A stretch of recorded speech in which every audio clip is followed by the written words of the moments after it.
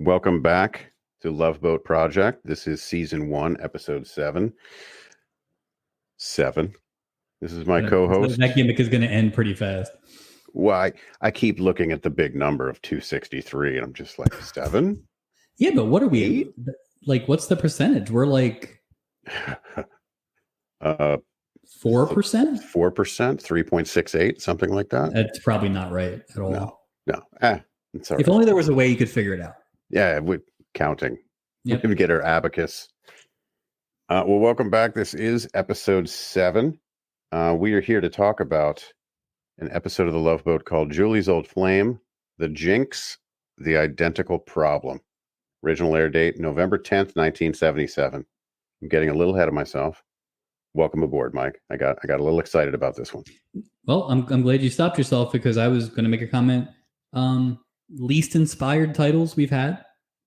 It's zero creativity on this one. Yeah, like no think tank. Like, I don't know. Like, you don't have to be great, but give me one title that's like you have to read a little into. To determine what it is, or give me a little nuance with it. It was especially Julie's Old Flame. Right. Yeah. Hmm. Like, come on. The Jinx. Right. Identical problem. Something interesting right off the bat. I don't know if you knew this about this episode. This is a very special episode. It moved to Thursday night. Yes. For this on November 10th. I thought that was interesting. I tried to find why. I found out why. Why? Well, I think I found out why. This episode, as we will discuss, was just weird. It just felt weird. Super weird. There was a vibe to it that just felt like something was going on. And so it does make sense. Also in November, I don't know if sweeps still were a thing back then, but November sweeps. So maybe you throw in a fun episode, something like that. I see. Like a lighter one on a Thursday, right, as opposed to the, on Saturday night, the 12th of November, which would have been the normal air date of our fair program, they were running Butch Cassidy and the Sundance Kid. Oh, wow. Was that the first time it was on TV? Butch Cassidy and the Sundance Kid was because CBS, I believe, or NBC probably, was running the Godfather saga over 4 nights. Well, I wonder if these were the first times these movies were on broadcast television. I mean, the Godfather saga, the fact that they were doing it on 4 nights on network television, that was commercials, an event. I don't know. You know how long that would be with commercials? And the thing is, I don't know if the saga, the saga is the 2 parts put together, but chronologically, I think. Really? It's all because then the De Niro's in the past, but De Niro actually starts the movie, basically. Yeah. So you're basically 2 before 1, essentially. Right. So I don't know if that's what that is. I know there's a version of that that exists. When I worked at a video store, we had it, and it was in this giant box. Godfather saga or something like that. But anyway, that's what was on. Interestingly enough, next week it goes back to Saturday. So it was a one-off. I mean, you're bringing out a heavy hitter if you're getting Butch Cassidy out there. Yeah, I mean, these are big movies. Well, you don't want to waste a quality episode of television like this going against The Godfather. No one's going to see it. That's the biggest crime. Based on the thin roster, the thinnest of guest stars, premises for this week, it almost feels like they were like, yeah, you're not going to have an episode this week. And then they're like, or you could shoot one in 20 minutes. The quickest episode. Yeah, it was just one day in and out. They were done. Yep. Well, what was on? It was 9:00 Thursday night on ABC, going up against Hawaii 5-0, which I don't know to this to be true, but I would imagine that was a pretty good ratings getter in the day. I would imagine. And then we love these movies. Well, actually, no, this is not a movie. I apologize. This is a show, and I had to do a little digging. NBC had a show on called James at 15. What is that show about? I'm glad you asked me what that show's about. First of all, it's a drama. Okay, not a dramedy, drama. The son of a college professor who moved his family across the country from Oregon to Boston, and he has a hard time adjusting. That's James at 15. 9:00 on NBC. It? That's it. Oh, That's so it. it's like This he's is like just episode like Oregon 3. Trail kid, and he goes into the hard Scrabble of Yeah, you Boston. don't need like, Like, I don't like need, I don't even know where to park my car. Like yeah, that like kind of thing. in the first episode commercial, there's a scene like somebody knocks a school book out of his hands and is like, "Go back to Oregon, go back to Oregon." And Like, he's it's just one of those. screaming. He's like, "Where's the rain? Like, where is the rain?" He's just Right. always wearing a raincoat. Mr. Doesn't fit in. Walton. The happiest man alive. Yeah. Great, great documentary. I've been enjoying that. Our beloved Philadelphia Flyers lost to Buffalo 3-2. Oh, It's all low right. scoring. Plenty of championships to come. Absolutely. And how about them moving to catch up to the Love Boat? The Flyers love playing opposite the Love Boat, no matter what. It's the best imaginable doubleheader. I would think Oh, for absolutely. November. Yeah. Yeah, it's cold. You're on the boat. It's cold. You're on a boat, or you're inside. There's ice. Either way, it's climate controlled. You just flip in between, Ray Bulger and Gilbert. I got to tell you, man. Dion. I don't even know who was on the. I'm glad that you brought up Ray Bulger. So let's get into the guest stars. Just like you said, very thin. There were only 4. Yeah, which is definitely our lowest of the run so far. We had 7 last week. Well, the cup, yeah. But the amazing thing is, not only do we only have 4 guest stars listed, I think there's one other speaking role, and it's I think it's the waiter who says, like, Vince? "Here's your dinner." Was it the same guy waiter who also played Vince, the guy that fell down the stairs with the postcard? It was not. R.I.P. Vince. It was. I don't they think were trying to save money. No. So our 4 guest stars, I'm going to save the worst for last. Just going to get right to that, so you'll know where this is going. First one is Diana Canova. She played the twins, which, boy, they loved those twin gimmicks back then. Technology had not caught up to having twins. No, no. Best known for a role on the show Soap from 77 to 80. Also, former member of the Church of Scientology, an organization she has since criticized.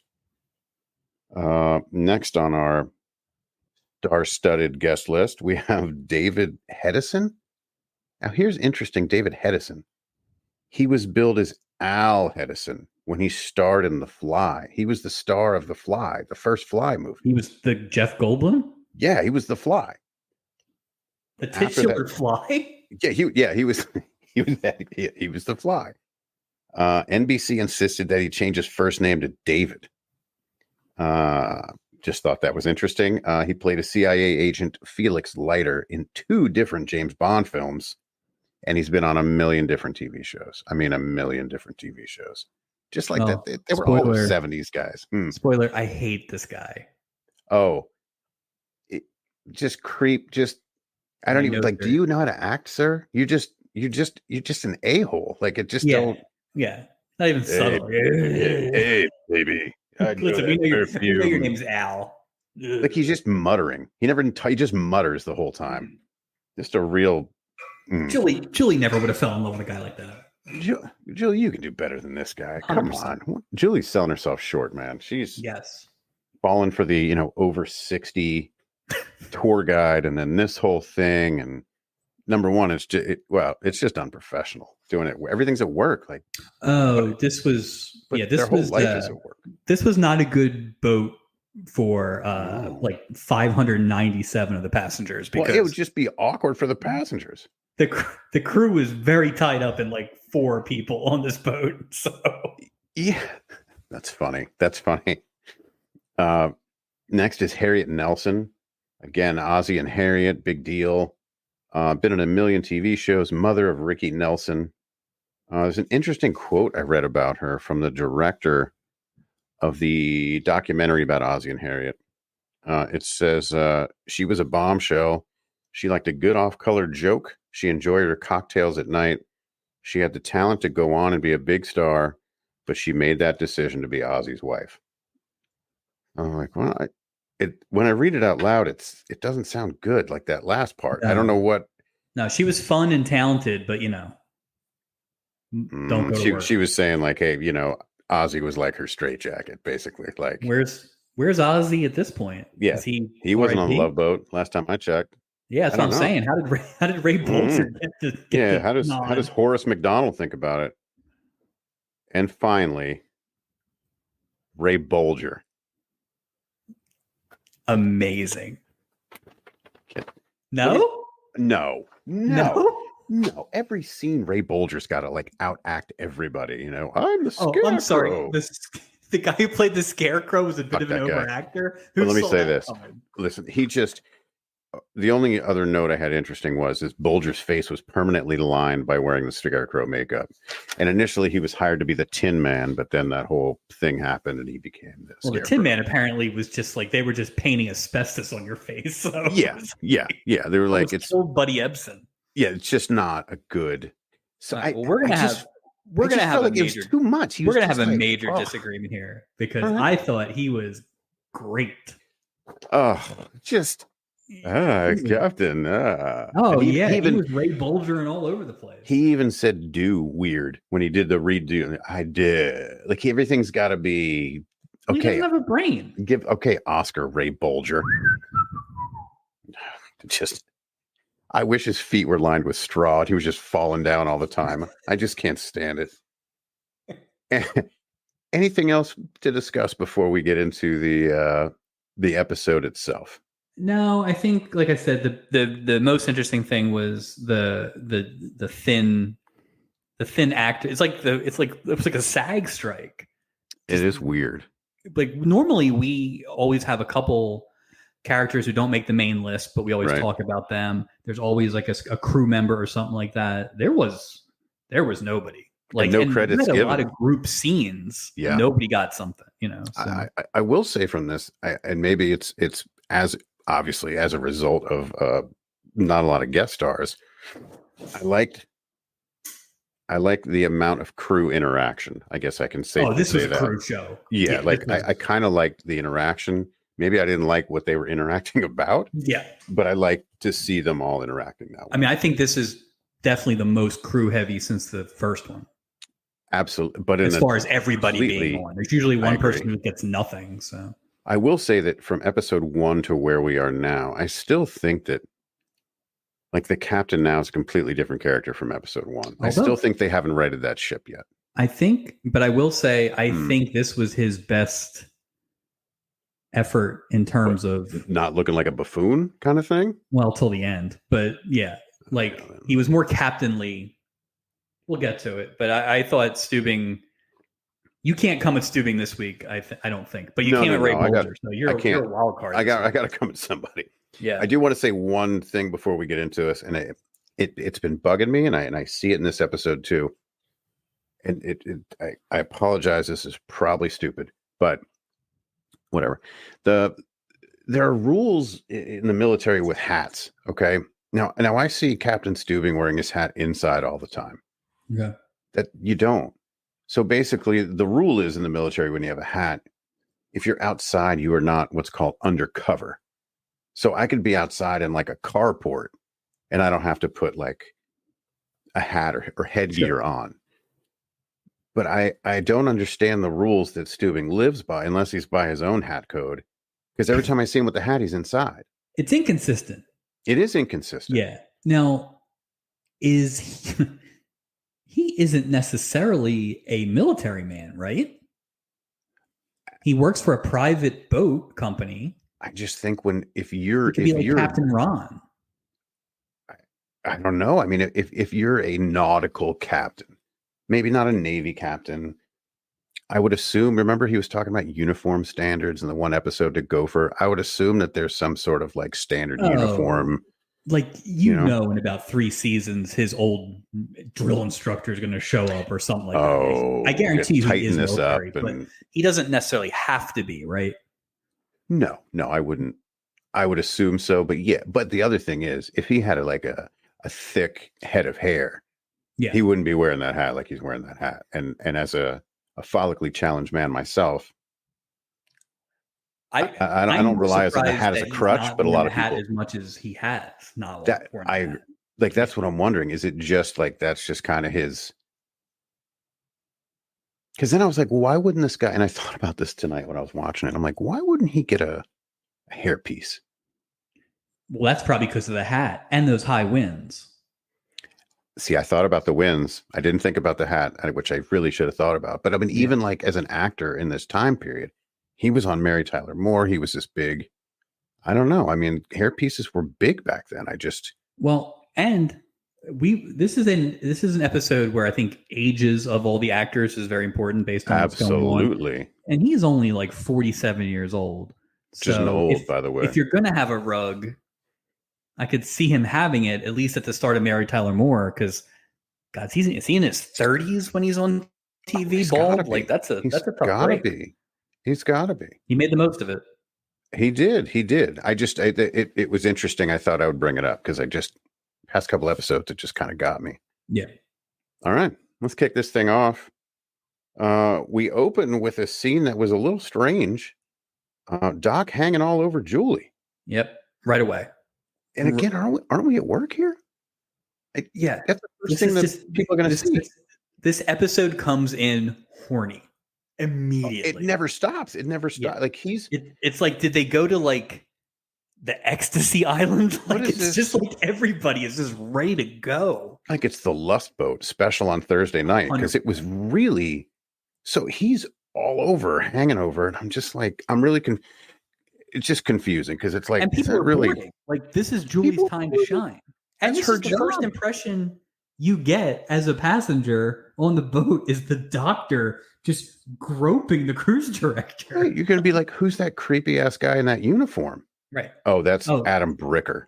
Right. He's the guy who's going to check me out later. Like, yeah, he's the one who's going to put me in a wheelchair with a sprained knee and give me the worst sling I've ever seen in my life. I guess he sees someone coming, checking in the boat. Doc makes his move. She has zero interest. Doc is shut down. But to your point you said earlier about age, I think that happens right here. And when I say that, at this time, at this year, Bernie Koppel was 44 years old. Which was a hard truth for me to look up. Mm-hmm. That he is younger than I currently am in this episode. That was rough for me too. It's just hard to, it's not even that he looks old necessarily, but it's different. That doesn't look like 44 to me. But I don't think 44 and 77 was not 44 to me. Wow. I was going to say, I thought you pointed at me and I got excited. I'm like, this is pointing at me. Yeah, it's pointing at me. I got 49. So she, at the time in real life, was 24. And I was just like, how the hell? There's no way that that he would even take a swing in it. They're twins, so she's really 48. So that's dirty. Yeah. Also, Bernie Koppel. I texted you about this the other day, and you were like, "Nope, he is still alive, Mike. He is 90 years old, and he is still alive." He popped up in the Lincoln Lawyer. Yeah, I saw that in his filmography. Yeah, so he's still working. Good for him. There's potential to have him on this show. That's all I'm saying. Say about Bernie Koppel and Doc, because it is, for the most part, a pretty creepy role. But super creepy. He is growing on me in terms of he's got a lot of range. He's got a lot of old school comedic timing. Mm-hmm. I don't know that he can carry a whole episode, but he's a really good second guy. Oh, absolutely. So good for him, and I think he's been really good in two of the last three episodes. He didn't really get much last week. I think he's been consistent too, from a character point of view, which I kind of like. So that was that whole. She's 24. That whole thing. He's just so aggressive, man. Right, and it's right away too. Like everybody on this boat, everybody that works on this boat is like just immediately in love with a. It's like I worked at Wawa for a bunch of years, right? I didn't like get all riled up at every seventh customer that came to the register. It's like these guys are just, and the boat hasn't even left yet. See, that's the difference. I worked at Quick Check, right, in Jersey. Every seventh one, I would get excited about. I'm just going to be honest. I would attack them like Doc would with a freshly made sub, with freshly made cold cuts. But it's so aggressive, man. It's so like borderline Criminal. So Yeah. when I never really got their first names. So the glasses twin, the one with the glasses. Helen or Ellen? Oh, really? That was the name? Yeah. Oh, that's stupid. Yeah.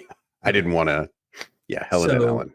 So I just have them in my notes as glasses and not glasses. So glasses gets on the boat and she goes to Julie. Gets on the boat. And she says she only gives her last name, Miss Edwards. I didn't catch that. That's it.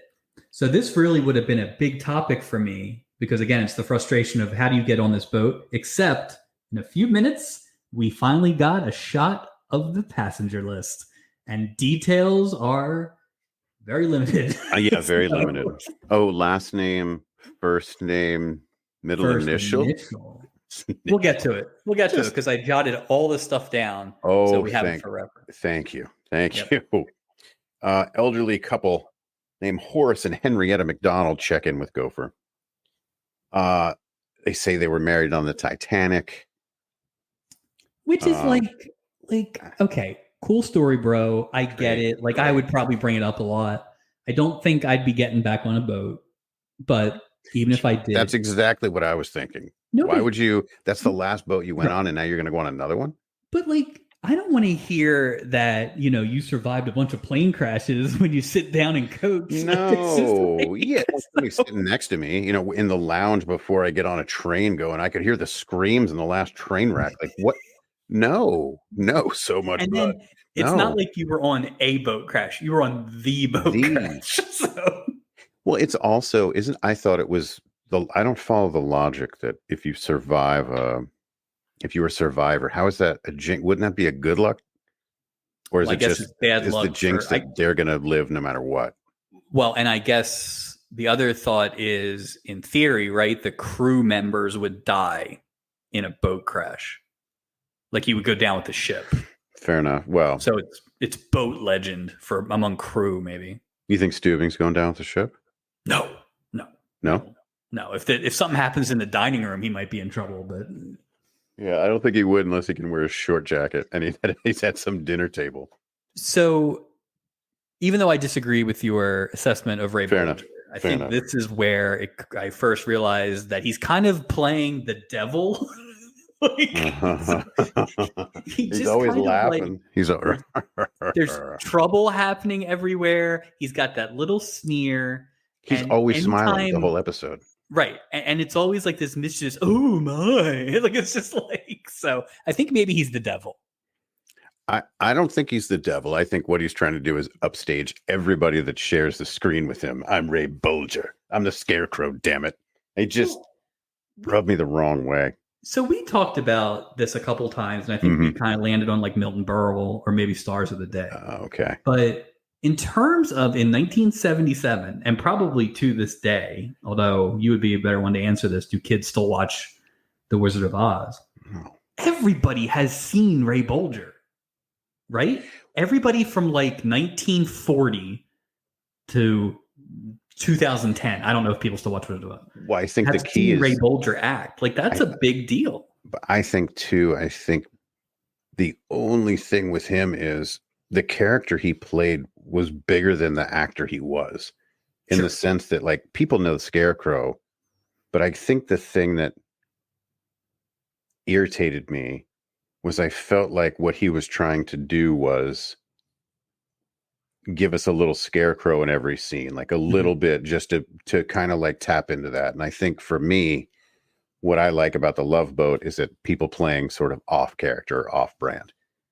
And I felt like he was just he was just the Scarecrow married to a lady that got married in the Titanic and they somehow survived. It just. So it's not, here's a little fire Scarecrow. It's here's a little Scarecrow. Here's a little Scarecrow. Everybody. Everyone. Yeah. Handle it. So it was almost distracting to me.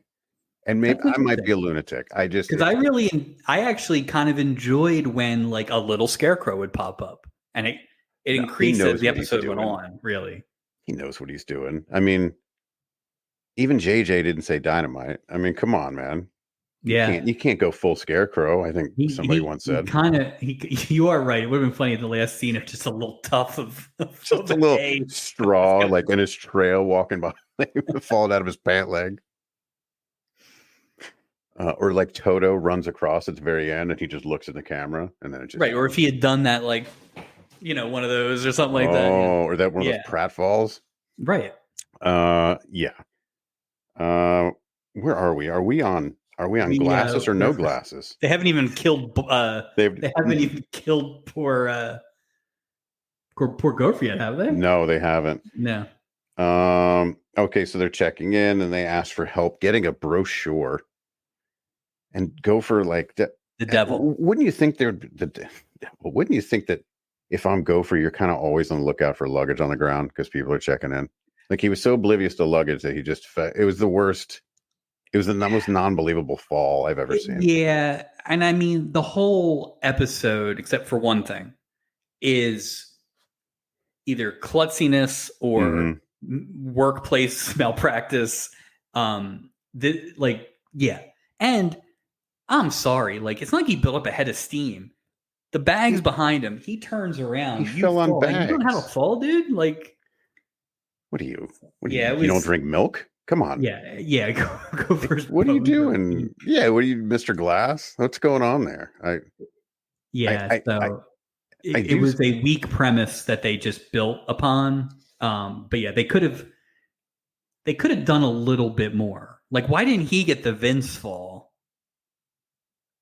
I don't think Gopher's taking that fall. I think Vince is a trained professional, Mike. I think we all know that. Lines, yeah. So. They showed him fall all the way down all those stairs too. Yep. Like I was like, they paid him for 17 steps. They got their money's worth on that stunt man. So he falls over the luggage. Blah blah blah. All right, we're back to Doc now. We're back, and I believe we're still okay. Now we're on non-glasses. Okay, this is Ellen. Yes. He's looking at her and tells her he'd like to escort her to her cabin, and she perks up and says she'd be delighted. She just met this guy.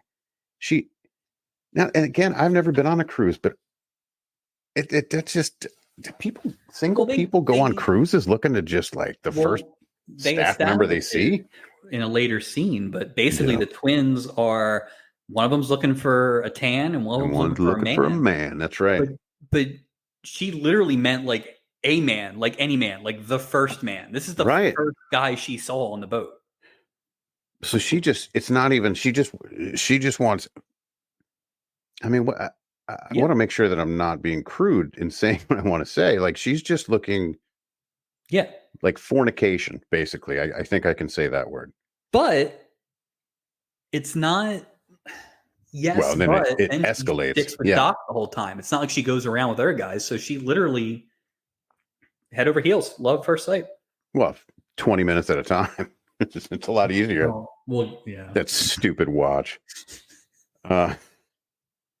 Captain, he ambles over, hat on, by the way, indoors. Ambles over to wish them all a good morning, just as Julie spots a handsome male passenger and she's out. He turns to mush just like she did with that over 60s tour group. I mean, runs out like the most dramatic. Like the person she murdered came back to life on the boat. What do you suppose? Yeah, what would you think? I mean, she's like full sprint. Go for cover for me. And Gopher's great because he's just like, sure. But well, wouldn't somebody kind of follow the room to go, hey, what the hell's wrong with you? What was that about? Because you know what? You're at work. That's the thing. So this is now 7 episodes, and we are big Julie fans. It is documented on this podcast. Yeah. That's 2 episodes now that she has completely neglected her duties at the beginning of the trip, which feels like one of her biggest duties. It might be the biggest. Getting people on the boat. You're at work. I think her biggest, she's got self-esteem issues. Like, you need to, come on, Julie McCoy. Well, this guy. He's so creepy, man. Did a number on her mentally, I think. Because Buddy Stanfield, who can go to hell as far as I'm concerned. He can go to hell. Not you and our friend Buddy, but other Buddy. New Buddy. Yeah. Stinks, sir. Yeah, it was just odd. Poor Julie. That's all I have to say is poor Julie. And if you want to really be sad, look at a cast picture for season 10. That's all I'm going to say. I was looking at memorabilia and I was just like, we'll save that. What is that? Nope. We got a few hundred episodes. We got about 180 episodes till we get there. Stay tuned. We'll get there. Yeah. Okay, so they're in the room. Ellen and Helen are in the room now, and they're explaining, the whole, half the room is one, half the room is the other. They say that line that you said, looking for a man, you're looking for a tan. And instantly what popped in my head was Patty Duke was a guest on the last show. Last week. And yeah, and this was like the storyline that Patty Duke could never do. Right. Like she couldn't have like her slut identical cousin and her go on a ship. Yeah. It's just funny how it missed by one. Right. It's almost like they come up with these like, and it's like, Patty Duke, do you want to do this too? No, I'm not. She's like, I'm not God, no, I don't want to do that. Who wants to be a jinx? And stupid Scarecrow is like, I do. I only had a stupid.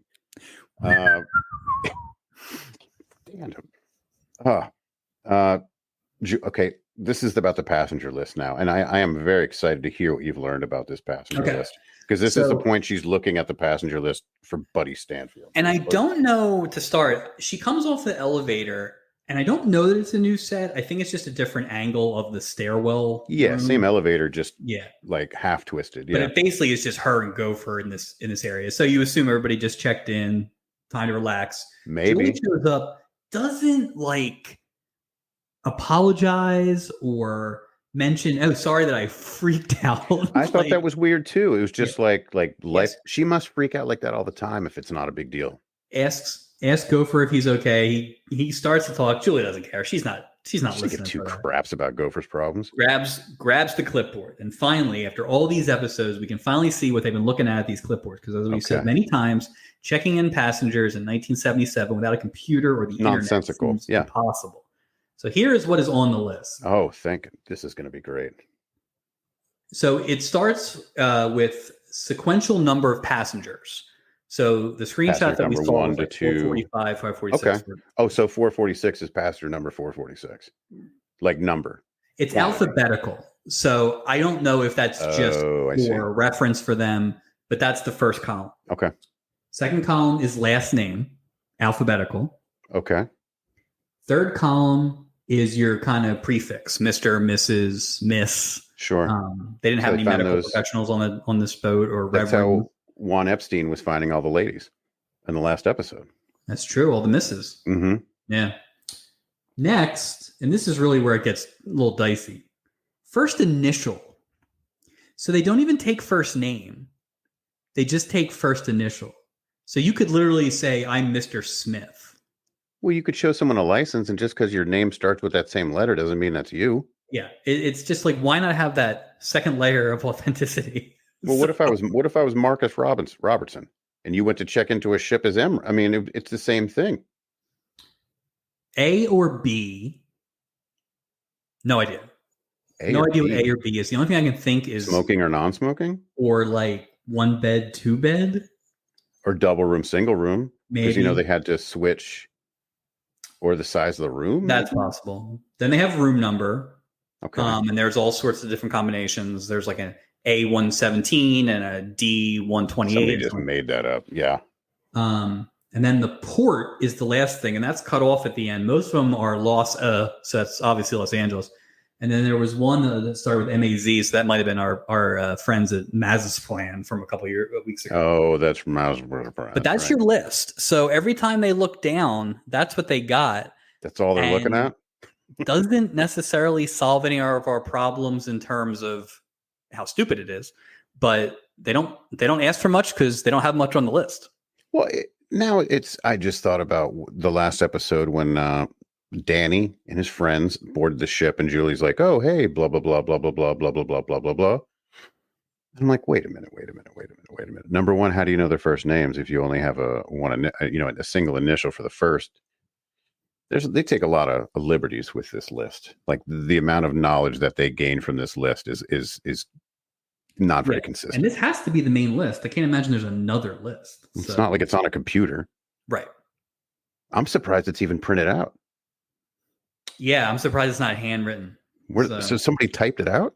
Yeah. Oof. And how did you alphabetize back then? Did you have to alphabetize it and then type it out? Every time.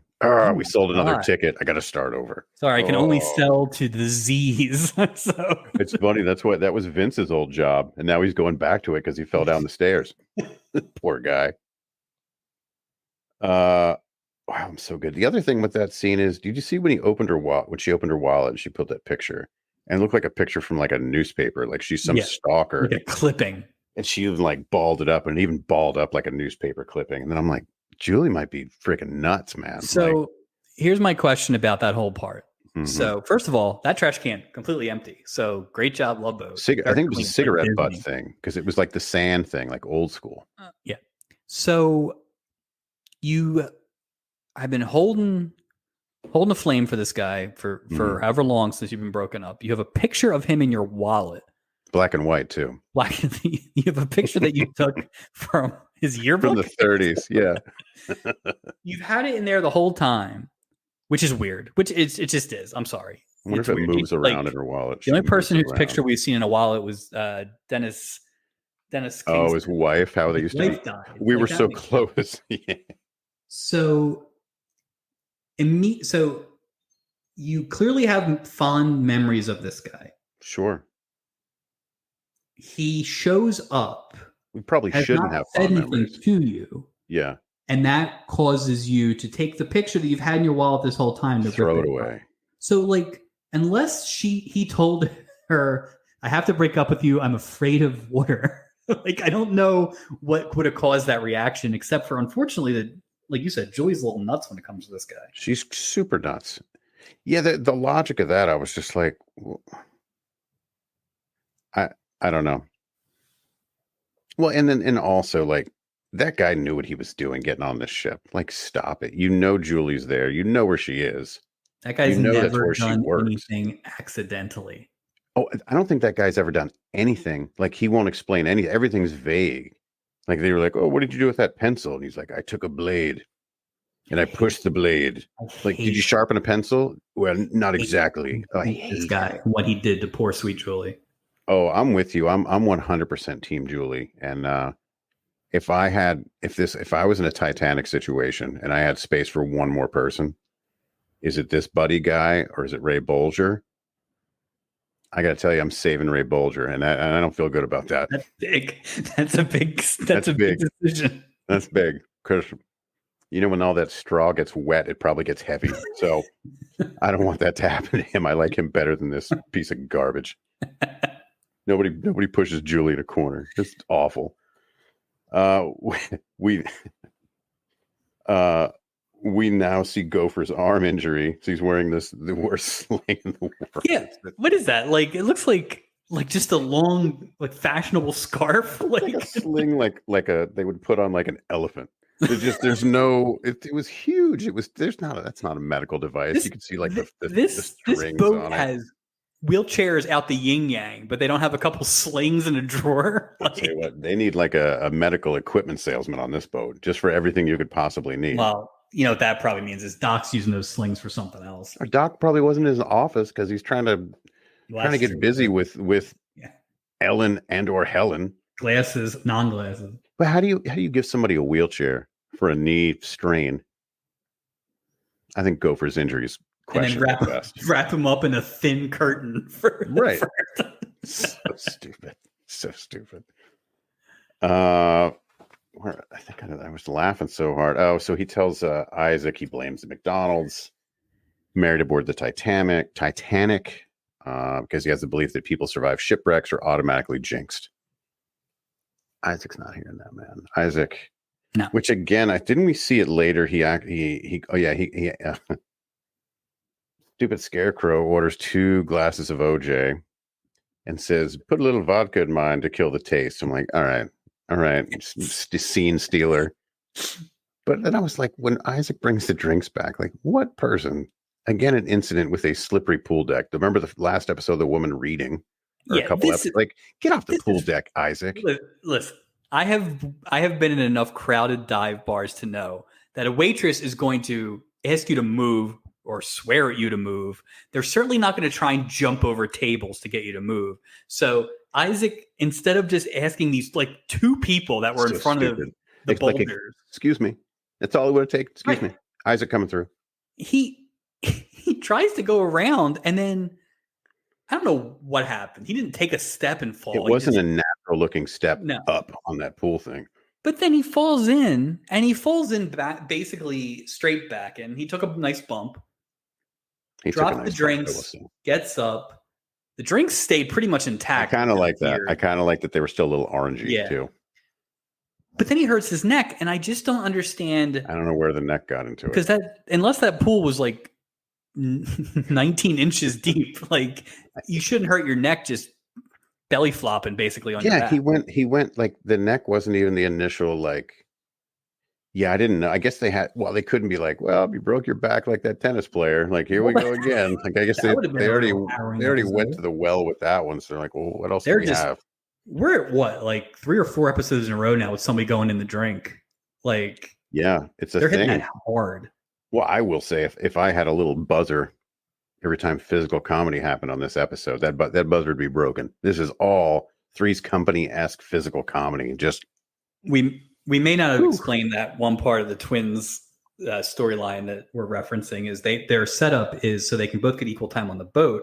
They have watches and a buzzer goes off and then the other one has to go back to the cabin, which in theory is fine, but they clearly have made no actual schedule provisions. And it's just going off at every opportune time.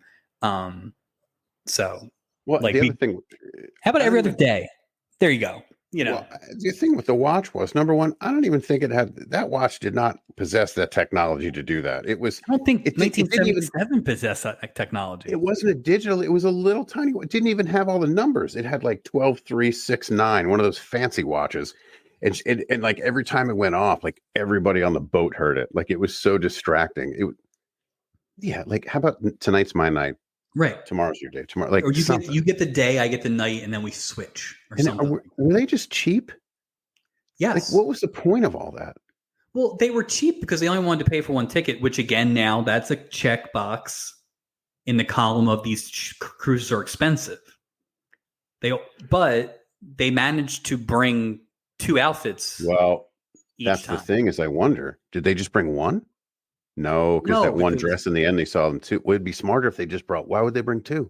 Because they have to get back so fast. The Doc is confused. Doc's confused anyway. Like he didn't even care. He was going along with whatever happened. Yeah, Doc 100% figured it out like a day in. Yeah, he knew. Here's the other thing though: is if he was getting shot down, how many other passengers are on this boat? 596, because at some point Steubing says there's 600 passengers. So like, what are you doing, bro? We are on the scene. Julie comes by Doc's office, to talk about the situation that made her storm off, but she closes her mouth abruptly when she sees that Captain Steubing is in the room. And then it was kind of weird. I felt like it was personal, like, oh, come in here, Julie, come in here. And like Doc like picked her up. And I'm just like, yeah, why do I feel gross watching this right now? It didn't feel great. So it didn't age well. The part that I got a little more okay with is I would think that you would go to Doc if you were Julie in that situation, right? Doc's been around. He's been married 4 times. He knows what's up. Yeah. Yeah. Right. So I don't think it's weird that she went to Doc. But then when Steubing's there, and you don't know if she's not wanting to talk to him because he's the captain or because he's Steubing and he's just like not going to have any good advice at all. Busybody. See, to me, it wasn't weird that she went to Doc. I think the thing that weirded me out was when she actually got in the office. Like when she acted like, she was like, oh, I'll come back, whatever. When she came to like, oh, come in, right? So she's like, walks in. Doc picks her up. Yeah. And puts her on the table and stuff. And I was just like. It was just the vibe of the whole episode. It is just, weird, man. Everybody is just, it like creepy. It was a little creepy. It's a home run orgy. Everybody is just in, except for Gopher. Everybody is just. Well, Isaac too. Well, but at one point, Julie eats cake off Isaac's face. Oh yeah, I forgot about that. Yeah, and he had that terrible line that I feel like was dubbed in because the sound wasn't good because he had cake all over his mouth. So Captain insists she spills the beans. What's bothering her? And she just kind of tells the story how she met Buddy in Paris. She worked for the airline, 3-week relationship, whatever you want to call that. Followed him to LA 2 nights a week, turns out to be married. Number one, how does she not know this? You're going to move all the way to LA and you're going to be clueless? And how's this guy able to get this much time away? Julie's just either completely psychotic, love Julie, but completely psychotic, or just completely unaware. Maybe a little of both. I think fairly, they're trying to portray her as a dumb kid, which is okay. You're right. But how old is there? Like an age limit to be a stewardess? I mean, I would think it would be 21, just like serving alcohol. I don't know. But I don't know. Yeah, I would assume we need somebody who's been on a plane. So I think if you chalk it up to indiscretion of youth, you can cover a lot of the stuff there. I don't love it. Like this relationship happened a long time ago. So. Well, I mean, everyone knows her so well. There's this sort of air of familiarity. So it's like she must have been on this ship for a while, or she's an overshare that gets comfortable way too quick. There's no way of knowing. And that would feed into the whole, like, the pictures in the wallet. I moved to LA. I didn't know he was married. Like, here's my theory right now that I just came up with. I've thought it out. She had to have known. Well, yeah. I mean, I think most of those TV situations, it's the whole, she didn't know, then she knows, then she, what do you do? To leave, and he's like, I'm going to get divorced eventually. And then it's 2 nights a week. And then eventually you get out of there. But like, she was waiting for that carrot, that Buddy Stanfield carrot. Well, that's why she didn't leave LA. Why would she stick around in LA? Because that's where the boat is. Oh, do you think that she got the job specifically to be around, to be available? I mean, that's kind of what I inferred. I mean, she didn't really say. Well, she did say something that she followed him to Los Angeles. So wherever Julie's from, which we don't know. But here's the thing now. Yeah. Last week, we find out that Julie's father is in show business. Right. So I guess he could have been in New York.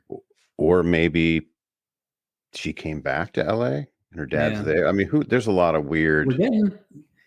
If this show was better, and I thought they were thinking ahead, every episode we get a couple pieces. We'd have like a board with each name and lines. We have the passenger list, and we have like another piece of Julie's backstory. Piecing it together. Little things. I like it. Turned out to be married. He appears to be traveling alone and wants an advice, and then she kind of just, in a act of comedy, she gives herself her own advice and then thanks the captain for being such a good listener or something like that, for his helpfulness. We rushed by Stubing saying, I'm not just a captain. Oh, God. I'm a human being. This is why nobody's asking you for advice, Stubing. It's like, hey, Captain Stubing, just a quick question. Yeah, what's that? Are you a captain? Or are you a human being? Well, I mean, I'm both, Mike. Whoa. People like you, bad-mouthing Captain Stubing's captaining. Maybe he isn't a captain. Maybe he's just a human being. Show me some captaining. From now on, he's human being Meryl Stubing, because I don't see him captaining anything. So, at the end, when Julie's leaving, Isaac's coming in with his injured neck, and Gopher comes in. Yeah. And we get the first commercial break, which is a new thing. And I'll be curious to see if it sticks or if it's just for this special episode. They do a freeze frame going into commercial of a wacky shot. And it's just like Isaac holding his neck and Gopher doing one of these. It was great. In the back. And then it's like a Thursday thing. I loved it. I love that whole. I really wish that we were able to, like, the way that we view these. I wish we had the original commercials, just also, God, I would love it. Yeah, but this is like the most. This is this is what I almost think the Love Boat is stuff like that. So it hit me with a shot of nostalgia. Yeah, that kind of ending, the physical comedy, the womp, that sort of thing. Aside from this is just an orgy of an episode. This is it had some old school Love Boat feeling to a point. In between just groping. In between groping and making out. And So Isaac comes to the office talking about, I think Gopher says it's jinxed. He says his neck hurts. Got the neck brace on. A few seconds later, Horace and Henrietta enter the exam room. They want to see if Isaac's okay. Doc says they're fine. Once they're out, Doc's like, ha ha ha, you silly fools. There's no gin, and boom. Although I didn't really understand his injury. Like, it's objectively funny. It made me actually laugh out loud when he does that door. I did not see it coming. His glasses are all sideways, and but when the door opened, I did not see it coming. I thought maybe he was going to slip and fall or something like that, and Bulger just plows him with the door. Hey, he's one-shot Bulger right there. Basically, it's just that thing where the door hit him flush because he didn't have his hands up. So he only had that little bandage. But he was selling it when that door closed after the door hit him. Went down like a cartoon. He's sliding down the wall. I mean, I started clapping. I was just like, stop it, Bernie Kaufman. Tremendous scene. Maybe my favorite scene of the whole episode. If I had to ask him, if I ever get to meet him, I would ask him, like, can you do me a solid? You remember episode 1, episode 7, can you act like you're getting hit with a door? Just come on, do a slide for me, sir. I mean, Bulger comes in hot with that door. Oh, he's not messing. He's overacting with everything. He's Scarecrow. He Scarecrowed him. Bam, take that. I'm the effing Scarecrow. Okay, here's the elevator scene. Here we go. Every time I see the elevator, I think of two things. I think of Sausage King. And that's it. I just think Sausage King. So Julie runs in, and there he is, Buddy Stanfield. And again, nobody else is on the elevator. It's just this creepy dude who... He's been taking the elevator for 3 hours. We're just waiting. Just what person, when you get an elevator, doesn't even look up? Like, in your peripheral vision, you're going to see the person. Like, how does she think? Up to something. Just always something, some shenanigans. Captain gets on the elevator as well, makes some small talk. She changes her voice to sound gravelly. Said, go see Doc. And Captain, she was going to get off when he got off, and he's like, oh, Cap, the doctor's is 1 floor up. Door closes. And he says, I know that perfume anywhere. Then shoots her a sultry gaze. Wow. Hi, baby. I'm like, oh, God, he's just the worst. His confidence level is just disgusting. Like, he's awful. He just doesn't. Like, no, she should have kicked him in the nuts.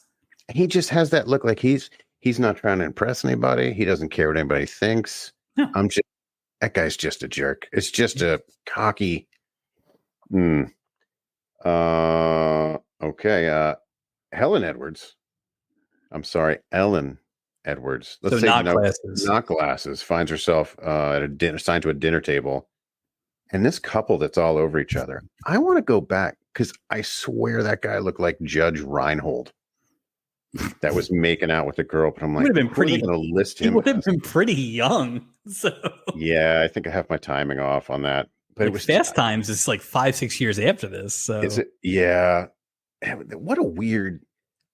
Just the vibe. Like, what director's going? Yeah, we need a couple make like for what? What did that have to do with the scene? But it's like nothing about that ballroom dining room that we've seen has given the, oh my God, I'm so hot. Like for each other, like go upstairs. This is like getting drunk at a hotel bar, but even easier. Like you're on a boat, just go. You have multiple rooms. Like, why are you at dinner? Right. You clearly don't want to be at dinner. Just I wouldn't want to sit there and eat. I've never been in that situation before, but there is a plot that we didn't see going on. That this is literally some sort of sex cult. Something like booked most of the crew. Yeah, these guests signed up for like something called Freaknik. Like everything is just crazy on this. Yeah. Everything. The only people not getting into it are the McDonald's. Maybe. Well, maybe they've been. Maybe they're probably the ringleaders. They're like, look, we survived the Titanic. Let's get crazy. Yep. I'm the Scarecrow.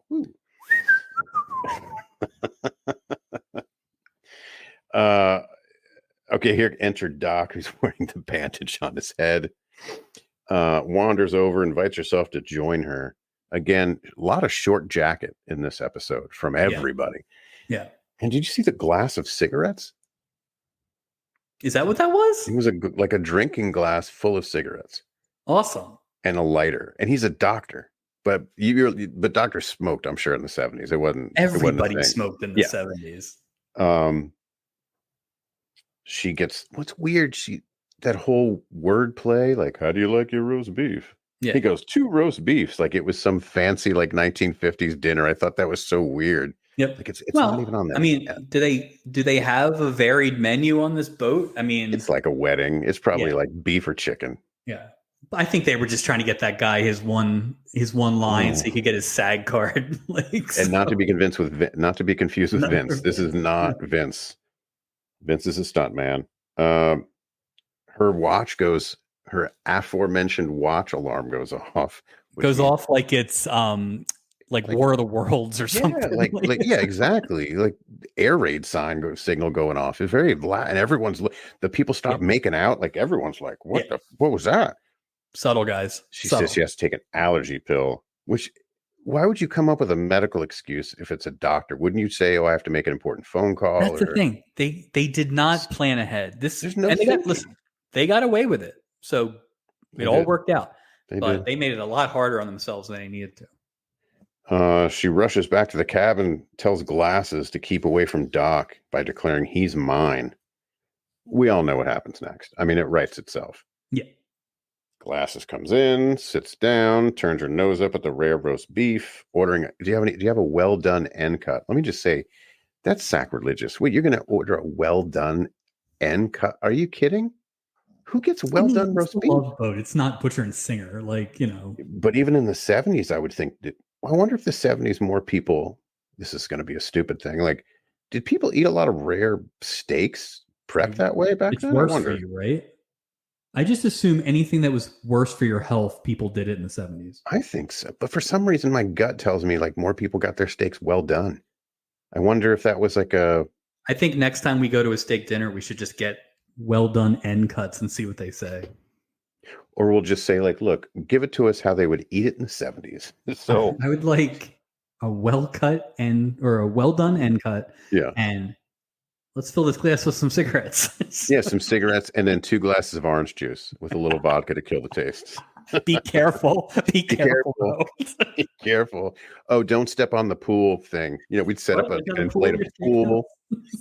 We wear short jackets. We should get all of our suit jackets and just start cutting them off. Let's do it. Let's commit. You know what? My wedding suit's too big anyway. I might as well let's commit to the short jacket movement. SJM. Glasses enters. We talked about that. The rare roast beef. She wanted the well done end cut, and Doc is just thoroughly confused. Confused. Fair. Like, huh? Yeah. As I would be. He doesn't know what's going on. And I mean, again, which is the thing. So my mom is an identical twin. Okay. And my mother-in-law is an identical twin. Oh wow. So they look very similar. I don't know that they would have looked exactly the same. Right. But on TV, twins, they always look exactly the same. And it's like everything. There's not one distinguish. You think the glasses is the only thing. Like same hair, same height, same everything. So it's just like Doc, to be fair, Doc doesn't know that this is a television show. He's confused. No one told him. Right. He's completely unaware that. Aren't you the girl from Soap and Throb? Poor guy. Doc doesn't care. No. Doc is willing to put work in. Yeah. From the second they walked on the ship, he was like, "Yep, that is my quest." What a guy. We are now looking at Julie hanging with Buddy in the lounge. This was the scene where I was just like, "This guy's just a jerk." Yeah. He no smile. He didn't even act like he was happy to see Julie or talk to Julie. His expression didn't change, just like surly and shitty the entire time, which was just plotting. He's already plotting. All he cared, like he didn't. There's no personality there. The guy's just a jerk. It is that thing, and I think I probably have it later, but it all applies. Is they didn't give you anything with this guy. Nothing. They There's didn't no, give you, not an iota. not like one like nice thing or good Common story ground. or something Yeah. like that. He was a creep. He acted like a creep to Julie's friends. He didn't necessarily not act like a creep to Julie, and then he was a creep at the end. Like, they didn't give him anything to make you. It's the most pure villainous person, except for Jacqueline Smith's husband, that we've had on this show. Oh, those guys I bet hang out. Oh, They're yes, both local. do. You They know, probably they're work both at the in same LA. firm. Yeah. Those guys are buddies. And I bet you he's hired that blonde dude before too. What's his name? Oh, God, you're right. There's some tie-ins. I bet you Buddy Stanfield's new wife, Dennis Kingston's sister. Or Dennis Kingston's wife, who didn't really die.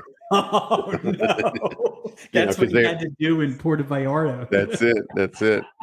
You know, we were really close. I love the thought. I'm now focusing on this, that this is a 260 episode diabolically plotted television program, and everything connects, and they've thought about all these little things. If there's an Easter egg, we're gonna find it. Like, there's no way we're gonna miss these little things. She asks, I'm sorry, Buddy asked how her cat was doing, which I'm just like, what the? And Julie says, "How's your wife doing?" That was funny. That was funny. I mean, it was clearly a setup, but But who names a cat Herb? Because you know what I mean. That's why. You think it's that, or you think it's Peaches Blaze. Maybe. Herb Tarlick. Herbert. Herb Albert in the Tijuana Browns. There you go. That's probably what. That's her Herb favorite. Washington, the pinch runner for the Oakland A's in the 70s. Herbie Hancock. There you go. Herbie the Love Bug. Herbie the Love Bug. I like the Peaches and Herb one kind of. Peaches and Herb made me laugh a little bit. I like that one. If I had to pick out of all of them, I'd go Peaches and Herb. Who doesn't name their cat Herb in the 70s? I mean, has to. Or Lester. Like one of those. Oh, do you think Willie Tyler and Lester are going to be on the Love Boat? Oh, they have to be. They have to be, right? I did see a picture of one Terry Bollea in an episode. Not anytime soon, but I saw it. Can I just, whenever we have the Willie Tyler and Lester episode, I just want to insert this into there where it's just like, don't throw me overboard. You can't, my wood will rest. Don't do it. You can't do it. That's funny. And I wrote here, Julie visibly perks up when he says, I'm not married anymore. And I wrote, Julie might be crazy. And I brought up that's the shift. In theory, she wasn't being that. She wasn't being that. She's like he woke her. Yeah. He woke her up. She's like a Manchurian candidate. Whenever somebody says, "I'm not married anymore," she instantly perks up and looks for an attachment. Poor Julie. And it's like, why do you want to be married, Julie? Your boat job takes you away 10 days at a stretch. You get to meet all these cool people. Kind. You're unlikely to ever take a wife. Look, Julie, you're married to the sea, right? And later on, you're going to be married to something else that starts with the letter C. But we're going to get there. What, Julie? No. So Doc is the first of many to come in and try and C-block this guy, and does a good job. I think Doc is the guy you want in here. He plays the game well. This is a matchup of two creeps, and Buddy Stanfield, much creepier than Doc. So good for you, Doc. But he tries to find out about the family and everything, and Julie kind of shoves him away. Not completely, though. Not as much as they shove Gopher away later when he tries. Oh God, they shut him down. Yeah. Well, I think too, like game recognizes game, isn't that the same? Like, they speak the same language. There was some of that. It was like in the Royal Rumble when two guys like throw a bunch of guys out and they kind of back into each other. That was kind of like one of those. It's two good guys. Like, what's going to happen? Yeah. Yeah, that was a good one. What Buddy suggests they get together for dinner tomorrow night, which again, I do want to bring up another point that we've brought up many times. She's at work. Yeah. Or is she? And I say that because I don't even understand sort of the parameters or the working hours of her job. Is she just on duty the duration of the trip? You know what I mean? Hard, right? Because you can't be on duty 24 hours. That's insane. No, but where's the other Julie? But later on, Dubing kind of gets on her case for paying attention to all the passengers. You spread yourself out a little more, you know, right.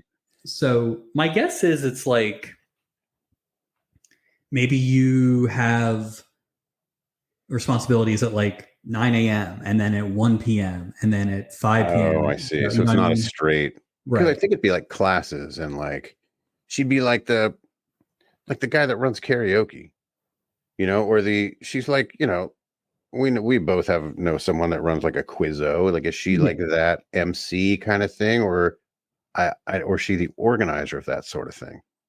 I think she's the organizer. Yeah, she's not the facilitator, right? So maybe, but then we also find her like, you know, she got somebody a pillow today or a magazine or something. Yeah. Like she is like an errand girl / also booking all the entertainment.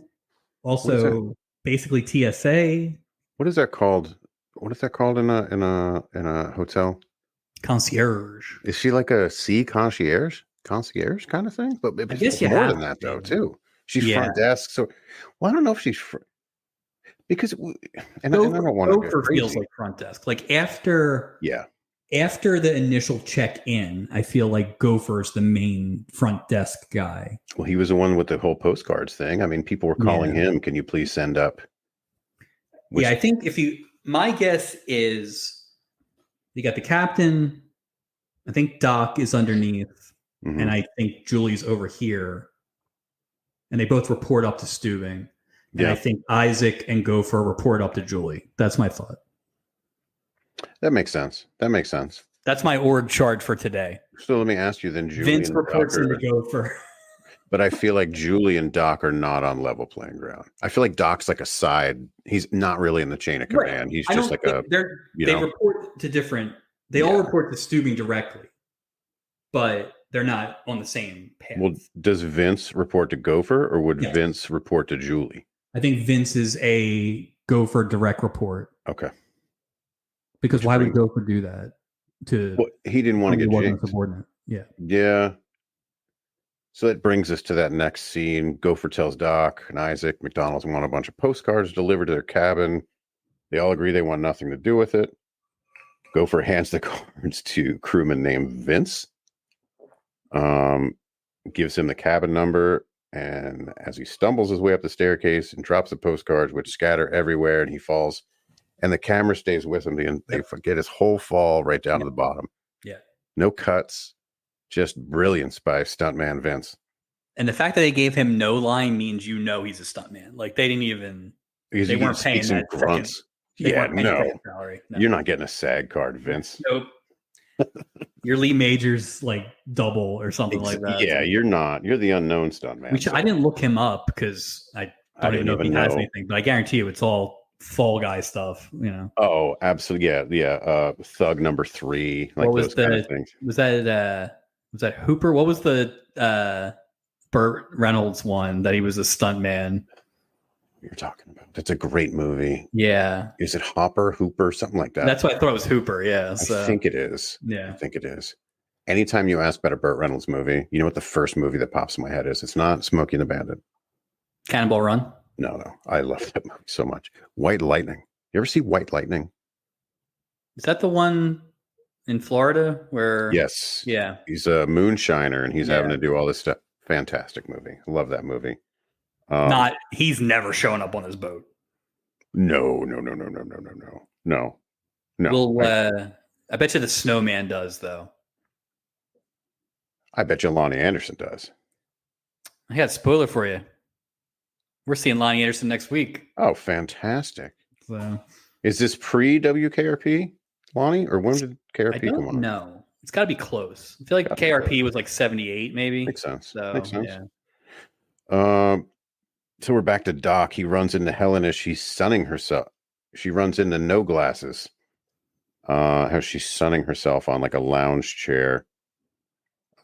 She asked if she wouldn't mind rubbing sunscreen, but she said some weird like preventative medicine or something. Yeah. And his eyes lit up like she was talking about drugs. Let me get you a million drinks. Yeah, I was like, oh, okay. So gets 2 pina coladas. I thought it was weird too. Isaac's like, well, how are we paying for this? And I was like, whoa, we got a moment of reality here. Isaac's about to go, nah, dog.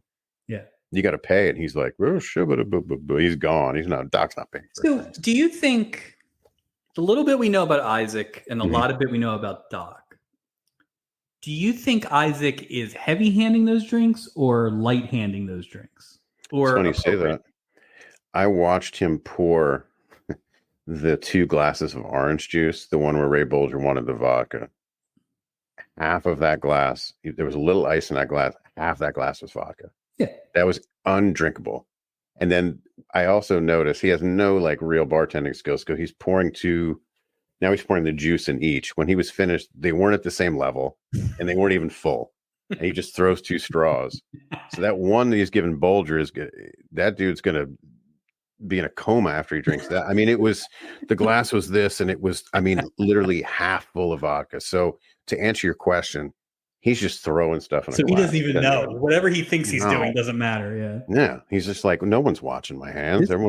This felt like the most bartending we saw Isaac do in an episode.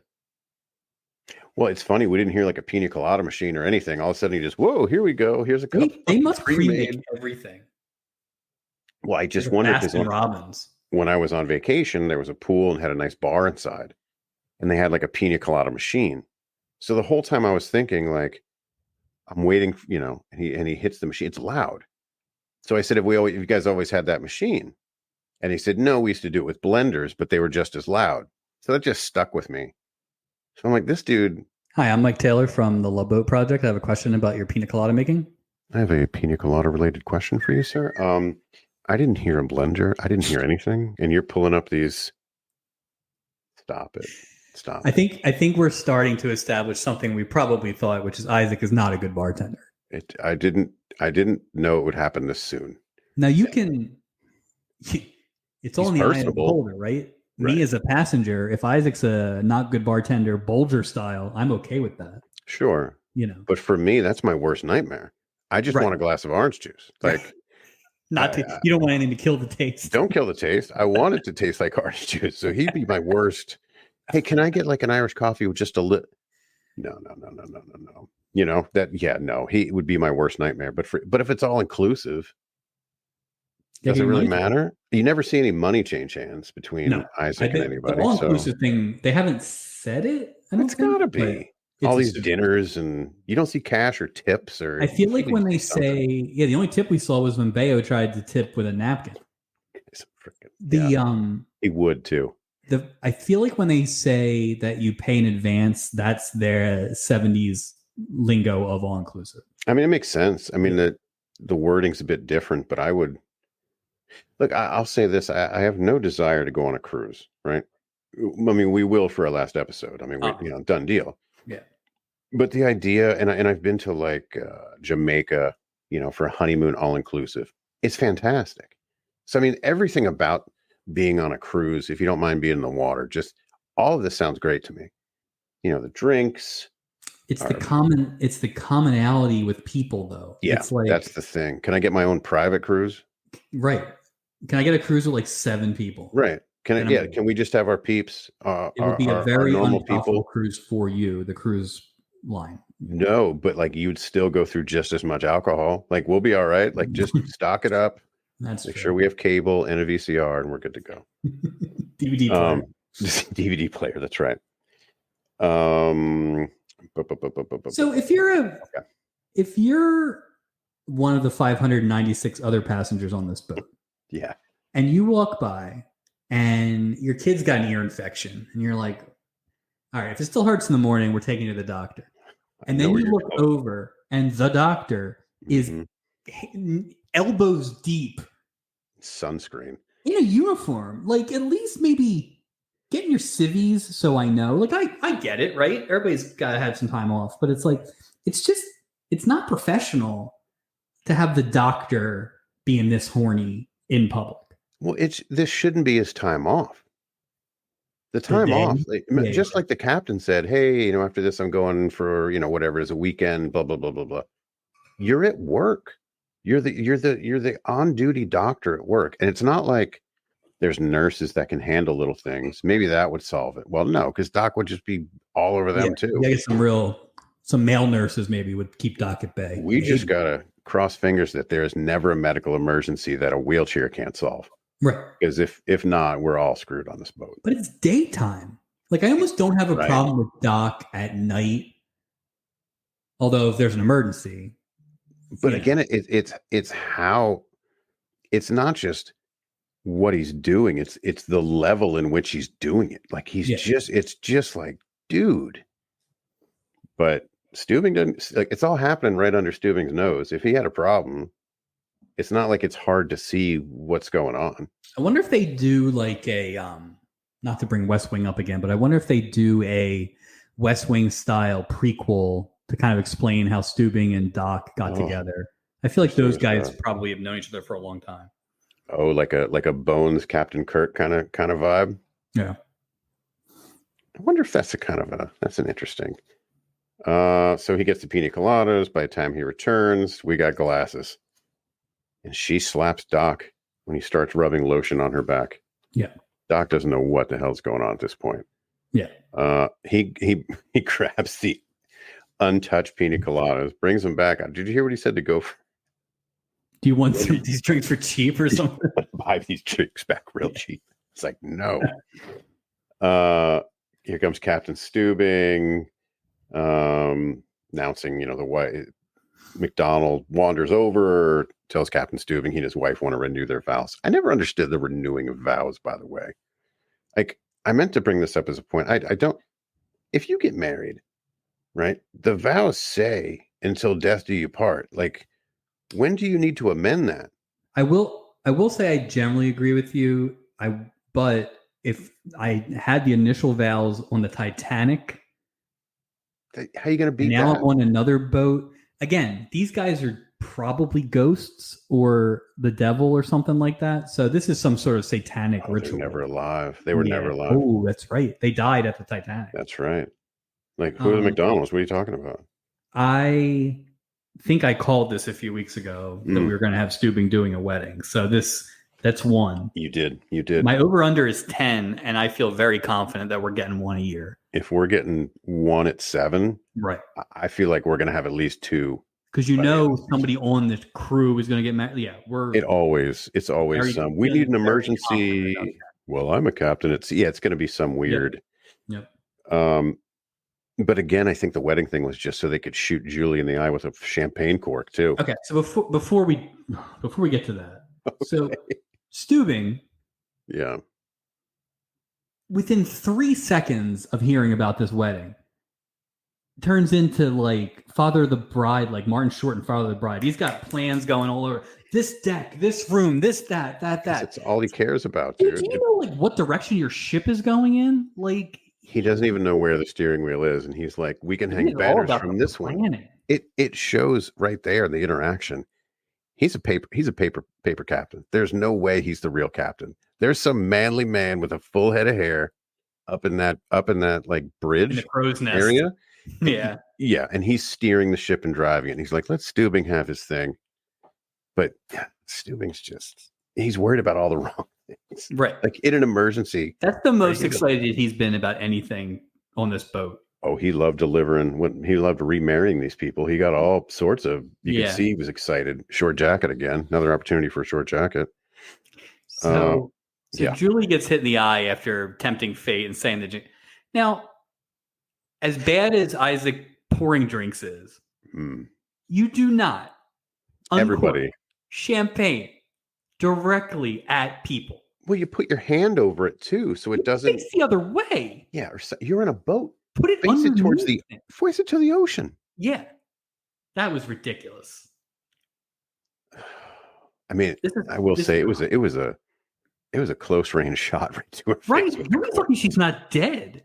I wonder how many episodes she has to wear the eye patch for. It better not be anymore. That was stupid. Eye patch is. You know what? Give Julie the arm sling and give Go for the eye patch. Come on now. I was laughing so hard at the variety of eye patches. I was texting you. Eye patch thing. Here's a black one for the pool. Here's a tan one for dinner. This was like a Julie punishment episode. I have goosebumps because I laughed so hard. She had an eye patch that matched her pajamas. Like she had a champagne colored eye patch. It's just ridiculous. Like, number one, couldn't she reuse it? Where did she get a variety? You were at sea. Like, so we can't get eye patches, but not that many slings. We can't get a sling. Yeah, we can't get a sling. We can get a neck brace and a million eye patches in one wheelchair. So here's what we got: 38 wheelchairs, 300 eye patches, one curtain,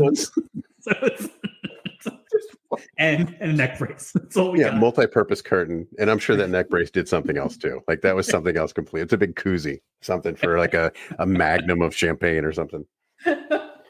Oh, so ridiculous. God, just, and again, more physical comedy. It was everywhere this episode. Oh yeah, because like that button, we might as well just call these out. So that button on the commercial is everyone's panicked that Julie's dead. Yeah. Doc runs over and starts to chat. Like, and Doc starts giving her mouth to mouth, and just something ridiculous. Doc, man. Fast forward. This is the visual in the lounge. Julie with her new eye patch. Why wouldn't you stay home? You took a cord like 2 inches from your eye right to your eye. You don't feel like going out. She's got things to do. Oh, that's true. So she's dancing with jerk off Buddy as Gopher and Isaac glare and agree there's something about the guy they don't like, which is kind of a stupid statement considering she didn't spill the beans to them. No, she spilled the beans to Doc and Cass. They don't. This is just a loyalty thing here. So I think it's loyalty. I think it's the guy sucks. I also think because they're all about the same age, you got to think Gopher and Isaac a little bit of something. At the least, have a small crush on Julie or a friend crush or something like that. So I think that's probably a little bit of that too. Interesting. This is where something you brought up. So Steuben cuts in and asks why she's spending so much of her time with him. Well, he knows why, which was just an order way of passive aggressively, And then the thing that just left me with more questions than answers was orders her to spread herself among the rest of the passengers more. And I wrote, what the hell is her job? We did talk about it. Okay. Just available. We've seen enough episodes now where she's done everything from, going to get people things. Got the choker without the neck size. Yeah. to being a sympathetic ear. Fair enough. Things like that. So I almost think she's like the face of the boat, except Steuben clearly tries to be the face of the boat. So, but I do understand his point in that. To what we're saying, you can't. You're at work, right? Yeah, like it's simple. Do your job, Miss McCoy. Yeah, spread it around. Like that's when I'm talking to. Like I'm trying to get her right the ship. I call her Miss McCoy. But this was more Steuben captainly.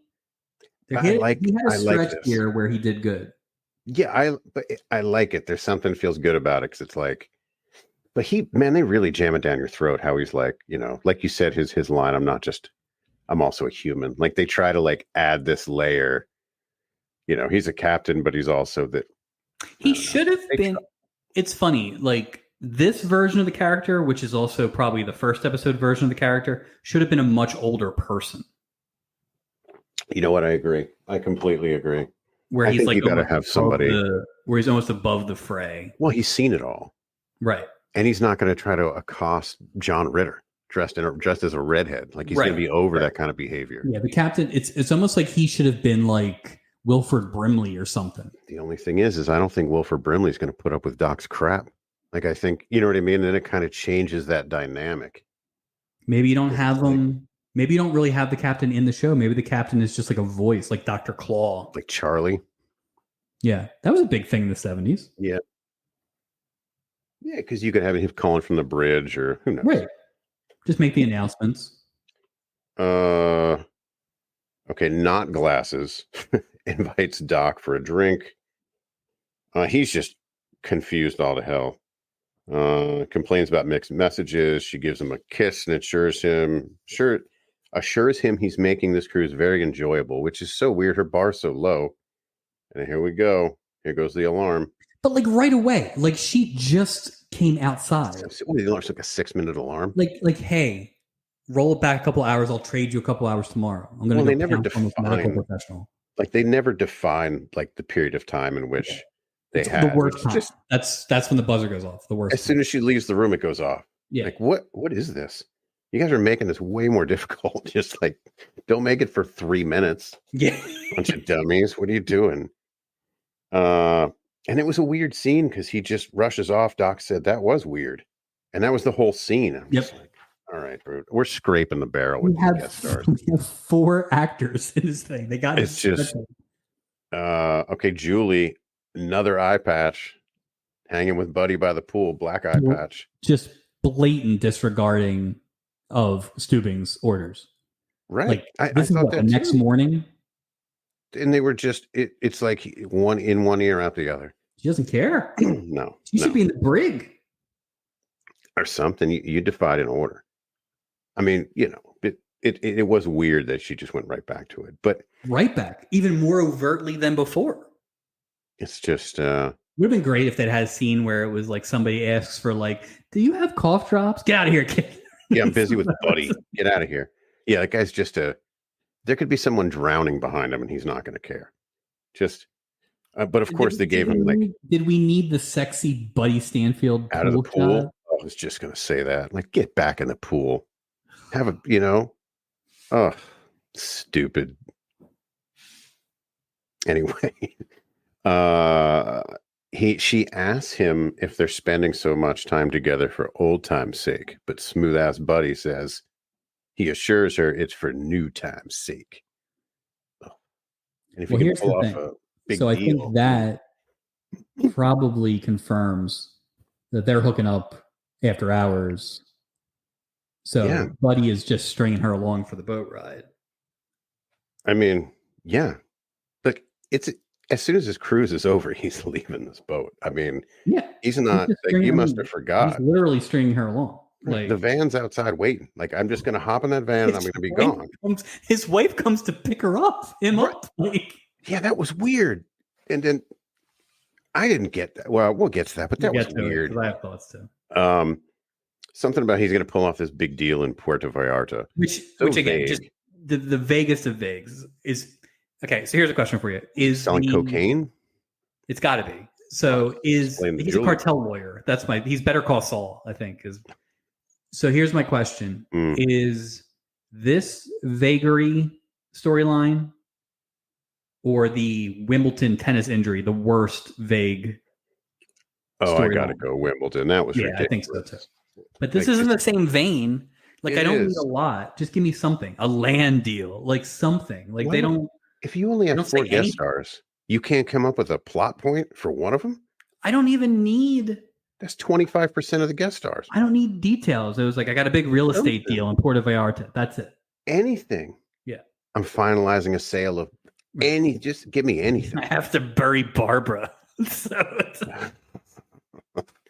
He's just meeting some chick in Puerto Vallarta. Like that guy, this stupid bathing suit. But he did say it would change their lives.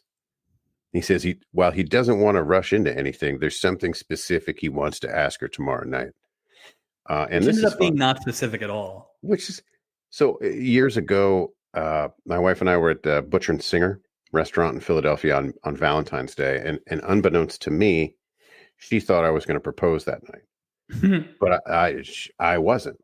Right. So the night was full of, hey, let me ask you something. I remember I got out of my chair to retie my shoe, and she was just like, so the whole night she thought it just like this, like, oh, this whole thing, there's nothing happening. I was too full of cream spinach and stuffed hash brown. Delicious full steak. Plus, you probably had like that cream spinach or spinach, stuffed hash brown, filet. Yeah, there's no. Steak martini, like all that stuff. I'm tagging Butcher and Singer in all these clips, see if we can get some free food. Oh, please do. Please do. Yeah, something specific. And again, what the hell was he asking her? I mean, we're looking at the ultimately question, nothing. It was just like, do you want to move into this? Wasn't it just the same thing? It took them a long time to actually like explain it, and but ultimately he wants it to go back to the way things were. Mm-hmm. He's got a new wife, So he probably just needs to put Julie up in a spot where she doesn't find out about this wife. That's probably what he's asking. Probably instead of like, Saturday, Sunday, they hang out Tuesday, Thursday. But obviously Julie was either she's completely oblivious or she's crazy enough to deal with it for a certain amount of time. So, well, we'll get to the end because I have a lot of questions about the resolution of this stupid storyline. So he gives her a smooch and leaves, and Isaac and Gopher wander over to stare disapprovingly. As she leaves, Isaac tells Gopher there's no way this guy's proposing. Nope. Again, suddenly Isaac is the insight on love, but we maybe know who he's those not. Who can't do teach. It's got to be something like that, or he's just. To be fair, up until this episode, Isaac was the only one who we had confirmed had gotten some action. You're right. I mean, if you count Steubing and Stacy, past tense, but no, past tense doesn't count. I'm talking about on boat action. Fair enough. Fair enough. For the crew, Isaac. So far, he's still the only one verified at this point. Not after this episode. No, but as at this point in the episode. Yeah. Or do you think Julie and this guy have already? I'm assuming Julie and this guy hooked up. Probably in that same linen closet where John Ritter hid his red wig. Doc and Julie, do you have protection? Eye patch. She's got like 6 of them for different outfits under there. So dumb. Doc and non-Glasses are in mid-smooch, and Glasses is waiting for them to finish. They can see her behind the door. The thing goes off. She says to hurry up, tells Doc she has to leave. Good Lord. But like, what is Glasses doing at 9:00 that she has to get out there? Well, everything they're indicating is she's a real square. Like, and I noticed she was reading. Like, why is she just not reading? But they made the statement, I'm going to find a man where you get a tan. Right. The word while is not happening.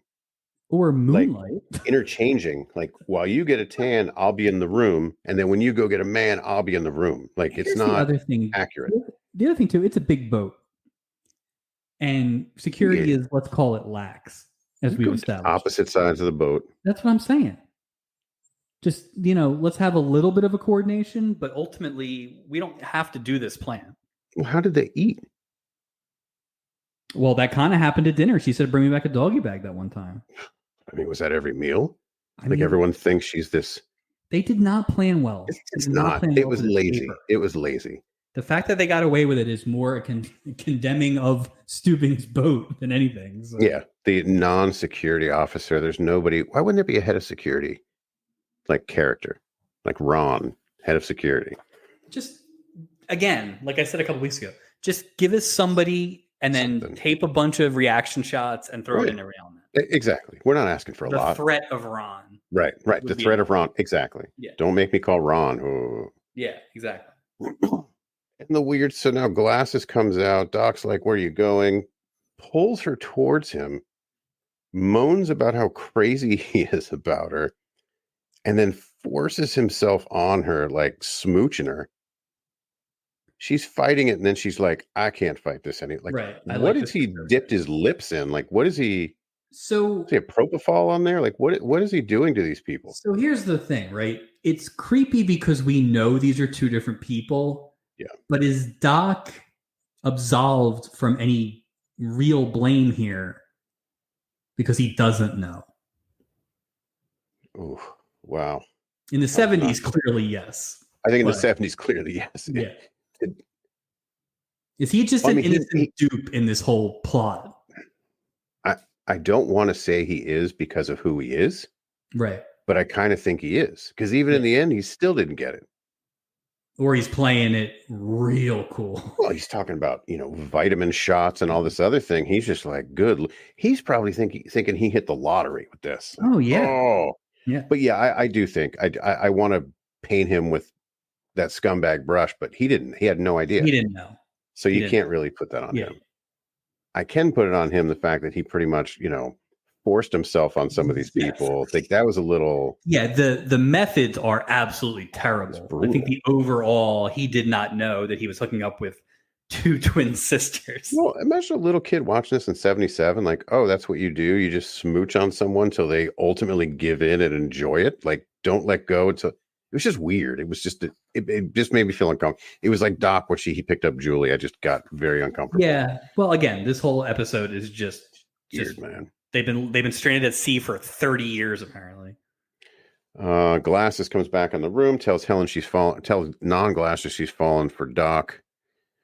They brought out that the only argument they ever had, what was it? It was over like roller skates. So then none of them got the roller skates. So they're like, we're going to let them down. And the one non-Glasses like, I'll let them down easy tomorrow. Okay. Because their friendship and sisterhood is stronger. Okay, great. Isaac, neck brace with a bow tie. I loved it. He reminded me of Joel Gertner. I don't know if you're familiar with Joel Gertner. ECW. Yeah, he used to wear that gimmick too. So it's Isaac with a neck brace, Gopher with a sling, Doc with a bandage, and Julie with an eye patch. Different eye patch are singing at the McDonald's wedding ceremony.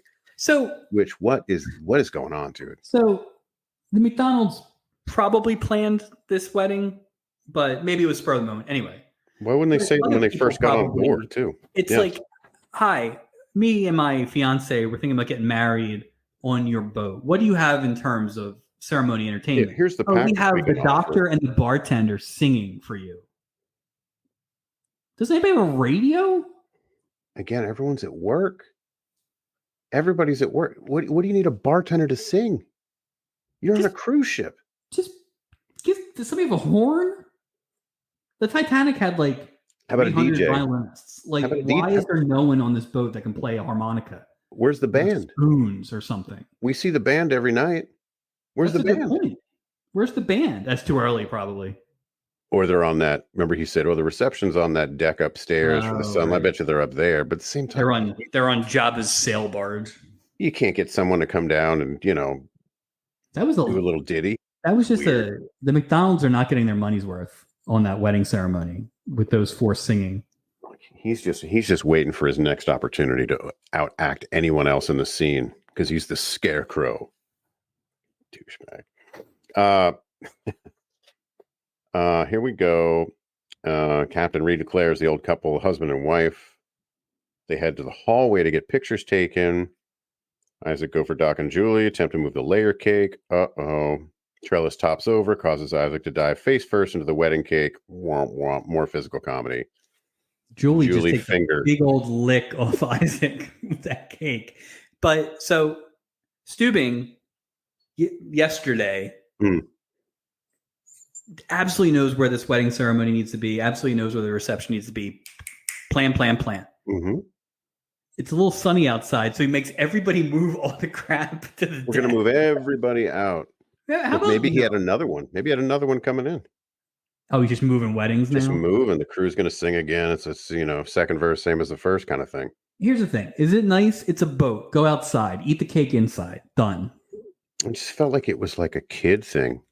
Like when your mom, when you're a kid, says, go play outside. You're like, well, I want to come in. Like, go play outside. Like, get out of here now. I'm not getting married on that boat. No one should get married on a boat or have a reception on a freshwater boat under zero circumstances. At least these people, I bet you there were chairs on this reception. There was salt water. They were outside. There was a place to sit, and I bet you they had water and glasses for them to drink. That's some inside baseball right there. All right. So not Glasses drops by Doc's office to give him to break up and let him down, but then he can't stop kissing her again, and she's powerless. This was a little more uncomfortable. And then she turns out the light. She was just trying to talk to him, but Doc is all horned up and he can't stop himself apparently. And Julie and Buddy, this is the one that bothered me the most. I'm going to be honest with you. The entire episode, Julie and Buddy are walking in the evening. It seems kind of late, and he suddenly presses her up against a wall and says, "I want you for my very own." And I'm right. And Julie's at work, dude. Yeah. Again, she's at work. He suggests they get a penthouse in LA and promises that the arrangement won't be as fraught with deception. And Julie squeals, "I love you." I mean, it's a good place to start. Well, I'm he's not going to lie to you nearly as much as I lied to you the first time. But I don't even know what he's asking her. He says he No. urges her to think carefully about his non-proposal. What are you weird proposing? because not only did I not give you a real proposal, but I'm giving you extra time to consider it. So Extra time for you to think about the words that I didn't add into because it's not a proposal. What are you asking? But that's why I don't understand what she called. She's like, "Were you at?" Well, she knows that's not what he was asking because he maybe didn't Buddy's say getting it. rusty. There's no ring. There was no anything. Yeah, here's what I know. I've only proposed once, and it was accepted. But I feel like one of the important things about a marriage proposal is that the person you're proposing to knows that it's a proposal and doesn't have to ask later if that was in fact a marriage proposal. That's just me. Maybe I'm old-fashioned, but no, I see what you're saying too. Because I think it goes deeper on this, because this Buddy guy, number one, there's no wedding ring, right? He gets on the ship without a wedding ring. Well, so to me, huh? What's that? He's got like 14 wedding rings in that. Oh, he's never wearing his, like, I'm just saying he obviously knew Julie was on the ship. The whole thing, there was nothing in Puerto Vallarta. He's full of crap. Oh, wow. You think this was all a Julie trap? Yes. Yeah, I think he had a good. He knew she was on the ship. He didn't have his wedding ring. He just got married. He just wanted to get it set up. Okay, if you need a couple days off before you go to a meeting, you go on a cruise ship to go to a big, stop it. It is an odd choice. Like, this is just lazy.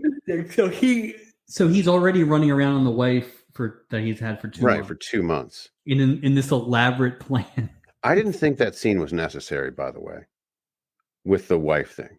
I didn't think it. I thought it just was like spoon feeding. I thought it was completely ridiculous because of what he was offering. We could read between the lines. Well, it's okay. So we can just lump all this together. So yeah, let's just. So Julie calls the same night when she's thinking about it and has a blunt question and basically says, "Was that a marriage proposal?" And he's like, "I don't want to make the same mistake I made before, baby." She's like, "I don't either." But yeah, and he's not saying anything.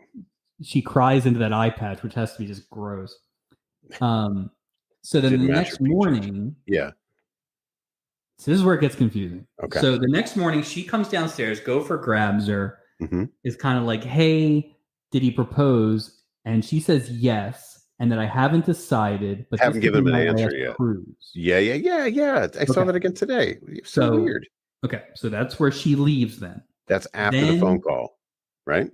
Is that what it was? Yeah, it was post phone call. This was after. This is the next day. Sorry. Yeah. So he leaves where I thought to go talk to Buddy. Right. Who knows? They never actually explained it. So then Isaac comes downstairs. They're chatting. This blonde shows up. Turns out she is the new Mrs. Buddy Stanfield. They've been married for a couple months. She splits. You never see her again. Gopher have this information. Right. Julie comes back and immediately tells Gopher that she lied to him and that the proposal wasn't what she wanted and she turned him down. There wasn't enough time for her to go turn him down during that. Which means he shot him down last night. So then you lied to Gopher pretty definitively. But for what was the purpose? And then came back in 2 minutes? That was weird. Even if she had framed it like, "Look, I wasn't being honest with you. It's really difficult. This is kind of what happened." But like, if she's going to be an oversharer, then you have to be a consistent oversharer. Right. In the sense that she would share the fact that I wasn't being honest. This is what happened, because she was willing to say all this. She's explaining that since he wasn't willing to offer her like all this stuff, and like, so two seconds ago, your filter wouldn't let you say this, but now. But like, what's wrong with? She's crazy, dude. That's what it is. The other thing I have a problem with this is good for Isaac and Gopher not telling her. Yeah, maybe. Better people than me, I guess. But I would have said something. Yeah. Buddy Stanfield, villain. Big time villain, dude. 0 on-screen comeuppance of any kind. You just never see him again. You never see him again. He doesn't get like hit with a cake or thrown overboard, No, nothing. or slapped, or have a drink thrown at him, or anything. Or it's not even like Jacqueline Smith's husband basically got told comeuppance. off. Yeah, this guy skates. He skates. I think Julie kind of makes the right decision for the right reason, but not based in this great victory like they're trying to make it. Well, she made a decision, but it wasn't based on all the information that was sort of available. Right. To me, the best way to wrap it up would have been her sad, Julie looking, and seeing him get off the boat and like some woman getting out of a cab and like giving him a smooch. The best one would have been Julie doesn't make that phone call. Mm-hmm. The next morning, she's beaming with her clipboard, and the blonde woman shows up and asks her. Oh, yeah. And then Julie she goes to Buddy and says, I have your answer, and, drop kicks him or something like that. That's how you do it. This was poor. It made everybody look bad. Well, it's funny because they didn't let him off the hook, but they didn't fully have him on the hook based on, you know what I mean? So it was sort of... All that happened to Buddy at the end was he was a creep. We already knew that. Oh, it turns out he's married to some blonde lady. Yeah. Okay. No, that was bad. He should have gotten some. You know what should have happened? You could have tied the McDonald's into it. Something bad could have happened to him, and it could have done the jinx move, but he would have gotten his comeuppance, and then Julie could have laughed or something like that. And it could have been something stupid too. Yeah, in this land of physical comedy. Yeah. What if the stooping thing happened to him instead of stooping? Sure. Anything. Or what if the stooping boat pulls away, stooping falls in, and then the boat propeller chops up Buddy Stanfield? Totally fine with it. Person. Yeah, but Julie would just go in there and grab the pieces out of the water. Like, she's crazy. Like, she's nuts. Hey, ABC, you want to compete with the Godfather saga? Chop up Buddy Stanfield in a boat propeller. Well, I just wonder. I mean, they're competing with James at 15. I mean, you really need to bring your best stuff if you're competing with James at 15. So Doc, we're at the end here. Doc bids Non-Glasses adieu. She kisses him, gives him her work number, and Glasses comes out, kisses him, gives him her work number. We could see this coming. We knew it was going to happen. And it's so funny to see paper phone numbers, because I always see now like people on giant pieces of paper. Yeah, and huge pieces of paper. On like, they were probably on prescription pad or something crazy. Yeah, they stole it out of his office when they were rocking him in these there. 15 prescription blank ones for me. Yeah. And he's waving it around like I found the perfect woman and blah, blah, blah, blah, blah. Yeah. And they drop in the water and flow. Of course. I remember getting phone numbers on paper. I'm old enough for that. You put that stuff in your pocket or your wallet immediately. Oh, absolutely. You put that away. Yeah. There was no storage system back in the day. There was no. I certainly am not doing this on a boat deck. So. No, he's just tempting fate. Especially at the end of an episode. Like, something's going to happen. You knew there's only a couple minutes left. Like Lady Wind was like, not on my watch. And I put the note here. I'm the fifth character, the Wind. Lady Wind. I put on, it's probably, Doc can't maintain. Doc's going to have a heart attack by episode 10 if he keeps this up. So. I mean, he's lucky he got out of that night alive. All right, we're at that last scene right now, and this is a doozy of a last scene. Steubing announces, and I thought his announcement was very specific. I have people that work for me, and I don't go, hey, I'm going away this weekend. I'm taking this car. I'm driving on this road, and this dog is going with, like, settle down there, Captain Steubing. It was interesting to bring up the weekend, though, because it made me think, if we're still going with the 10-day cruise idea, right? Then do you basically get the 4 days off and then start over again at the beginning of the week? That would make sense. I think you'd have to. Yeah. So 10 on, 4 off. Yeah, and you get a nice long weekend. I think that makes sense. Yeah. Like every other Tuesday, the ship goes out. Well, on this ship, you do whatever the hell. There's no work being done on this ship. Isaac's pouring terrible drinks and falling down multiple times. Like, nobody's doing anything on this ship. The only person doing anything was Vince. Vince is the ultimate Barry Horowitz guy. He's working. He says, I'm going to spend the weekend on his rich friend's yacht. And he's like, that boat right there, which is so weird. He compliments their professionalism. Let's review. Doc's borderline aggressive romancing of twin passengers. Julie with these super inappropriate interactions with this guy all over the boat. Professionalism? Yeah. This was by far their least professional trip. Yeah. Isaac doesn't know how to take a bump in a pool without hurting his neck. I've never jumped into a pool. He shot Julie with a cork. Yeah, shot Julie with a cork. Isaac is questionable. If he's a hitman, he's being professional. So yeah. He makes fun. He gets on Cover for spreading the whole Jinx myth. He's leaving. Here's stupid Horace and Henrietta again. They appear and they say they really, really want to say goodbye to Captain Stubing. Here we go. Here's our last Scarecrow scene, and he's yelling, "Yoo-hoo, Captain Stubing," in his best Scarecrow voice. Captain whirls around and plunges into the water as the boat he was in the process of boarding pulls away. That's not a jinx. That's just bad. Look where you're going. Boat craftsmanship. Like the guy left That's before I would do. Yeah, but why would the boat pull off before he even steps off? It wasn't a misstep. The boat wasn't there. Well, the boat was assuming the guy was going to get on. That's true. Do you make that assumption though? No, I wouldn't. I wouldn't either. And why were there still passengers on the boat, but the captain's off of it? Just hanging around. Just hanging around. It's all a bunch nowhere of to be. Potential McDonald's have stowaways. nowhere to be. Yeah, nowhere to be. Nobody's in a hurry to get off the boat. And that is a doozy of an episode. A wild episode 7. It's funny that I thought that our discussion about this episode, because it's sort of like a book club, I've kind of equated this to. I did not think the discussion would take this long. Now, I am by no means a clock watcher. Yeah. I just felt with 4 guest stars and the true just ridiculousness of this episode, but maybe that leads to longer conversation. It does, because I think there's a lot of like scenarios that come up that aren't necessarily plot related, but it's not. Well, this leads to it. This is not a good episode.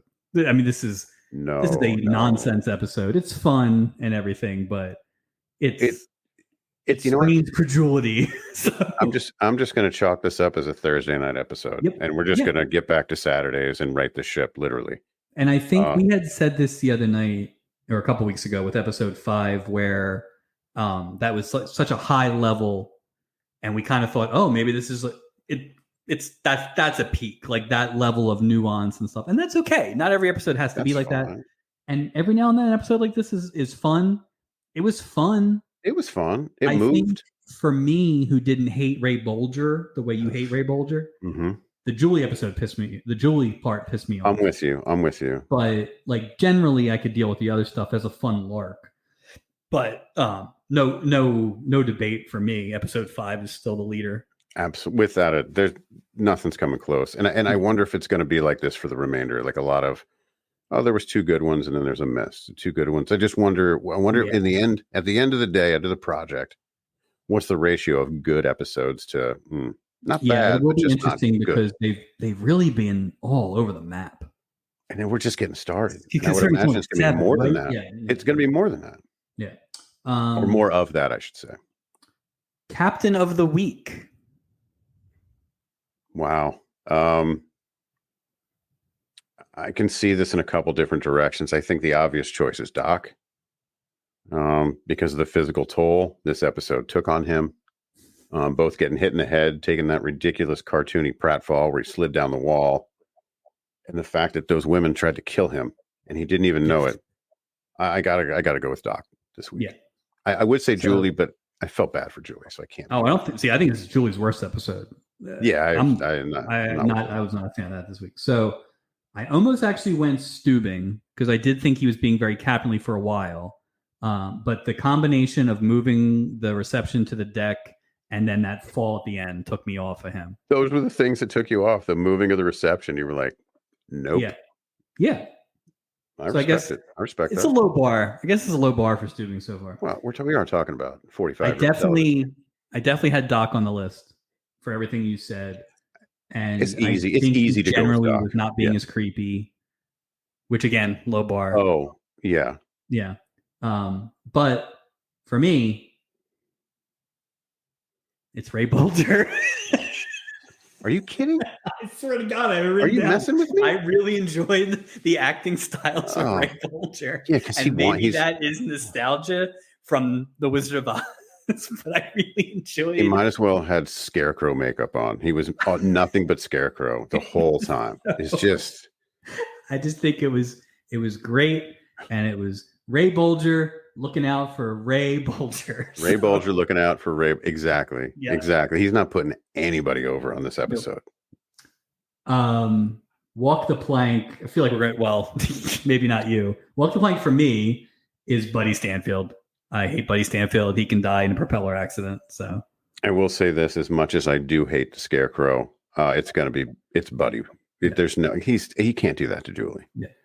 You know, easily, because I think hateable. Ultimately worse villain because he didn't get his comeuppance. Well, there's no endearing qualities. They didn't try to have you like sympathize with him in any way. Like even from his facial expressions, he was just consistently a jerk. So I'll be curious to see if anybody else gets on the Buddy Stanfield, Jacqueline Smith's husband list.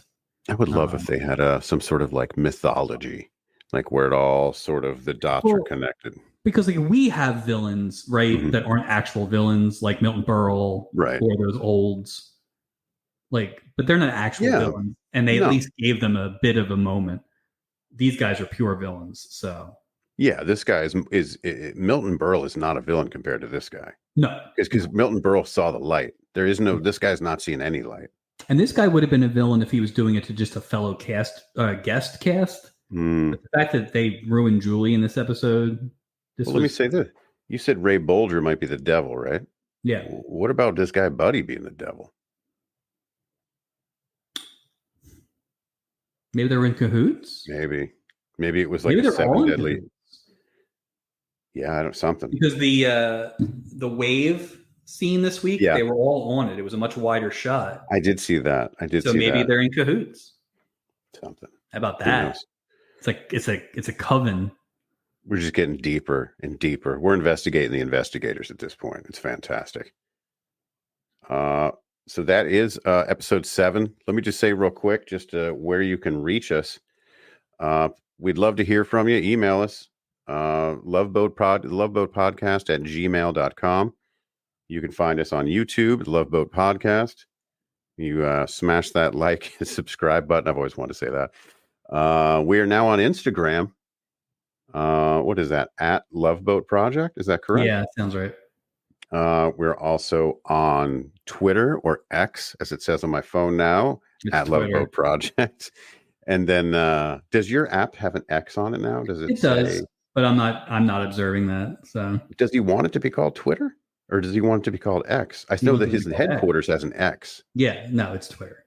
Okay. I made my bones on Twitter. I know. I my bones on X. Yeah, I don't know what he's. And then also we have a Facebook group. New episodes every other Monday. Anything we missed, Mike? I think that's it. All right. Well, until next time, I am Mike, and this is my co-host, Mike. It's easier that way. And the project just keeps continuing. We'll see you next time for episode number 8.